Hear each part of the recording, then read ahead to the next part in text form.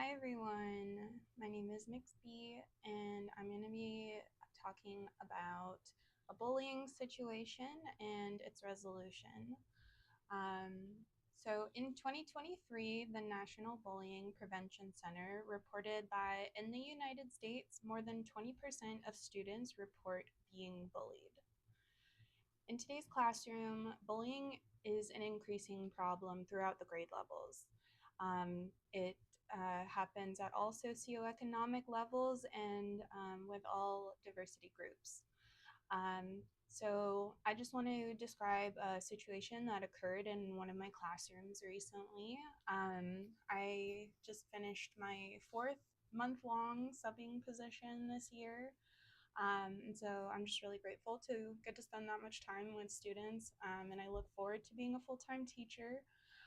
So there was a couple of students that came into my class from another class. They were working on their final project and they wanted to pick it up because they had time in another class to work on it. So that was fine. However, on their way out, they said something to another student that was in the current class that I was holding. And what they said was rude and instigated the student that was in my class to be upset.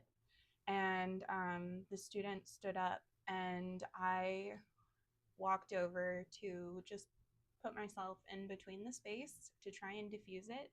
And so the way that I handled that situation was I got up and I walked over to the student and I just apologized. I said, "I'm really sorry that happened. That was inappropriate.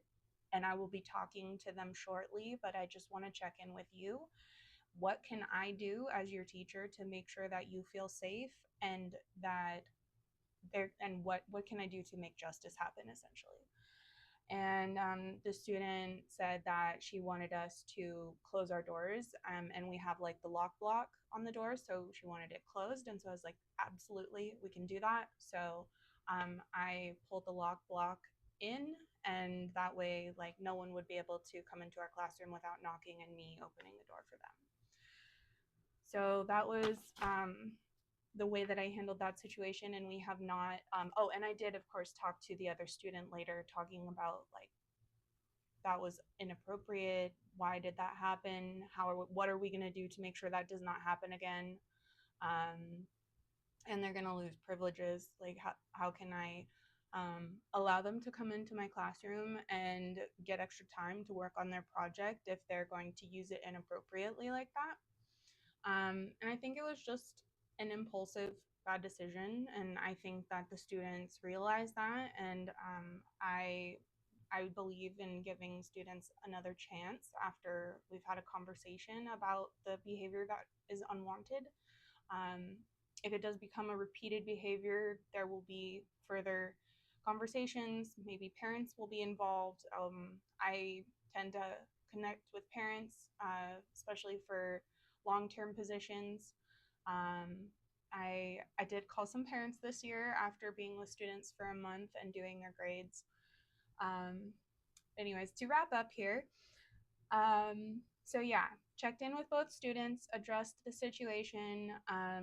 It has not occurred again since, so I think that was pretty successful resolution and a pretty good way to prevent a situation from developing into a further situation of bullying.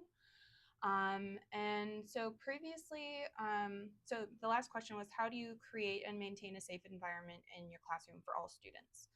So I'm looking to the National Bullying Prevention Center website. They have so many amazing resources there.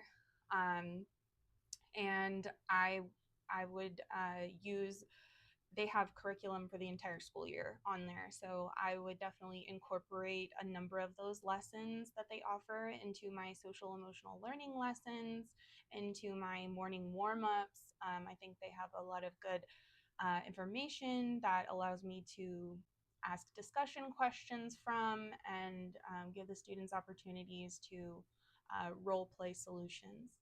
I really believe in activities in my classroom to help the students practice the skills that they're learning. So yeah, I look forward to leading some of these lessons in my classroom very soon. Thanks for listening.